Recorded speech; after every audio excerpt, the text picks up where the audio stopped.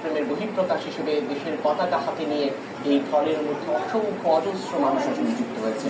কারো কপালে কর্তৃতে লাল সালু পতাকা বাঁধা এবং সেই পতাকা নিয়ে আসলে তারা এগিয়ে চলেছে। কথা আমাদের সহকর্মী রাসেল আহমেদ আছেন বিজয় সরণী এলাকায়। রাসেলের সঙ্গে এর আগেই কথা হচ্ছিল, তিনি তখন ছিলেন মহাখালীতে। এমন ফল দেখেছেন যে আসলে শুরু কোথায় শেষ কোথায় সেটি বুঝে উঠতে পারছিলেন না তিনি। রাসেল, আপনি এখন যেখানটায় আছেন সেখানকার চিত্রের বর্ণনা আসলে জানতে চাই, দেখতে চাই আপনার মাধ্যমে। সহকর্মী রাসেল আহমেদ। বিজয় সরণী এলাকাতে আপনি দেখতে পাচ্ছেন আসলে আমার পাশের চিত্র, আমি যদি সেটি দেখাই, সেনাবাহিনীর যে এখানে অনেকগুলো গাড়ি রয়েছে, যানবাহন রয়েছে, আপনি দেখতে পাচ্ছেন তাদের সেই গাড়ির সামনে দাঁড়িয়েই সাধারণ মানুষ স্লোগান দিচ্ছে এবং গাড়ির উপরে উঠেও সাধারণ মানুষ পতাকা হাতে উল্লাস করছে এবং সেনা সদস্যরাও ধৈর্যের সাথে বিষয়গুলো তারা দেখছেন এবং তারা এই জায়গাটিতে অর্থাৎ প্রধানমন্ত্রী কার্যালয়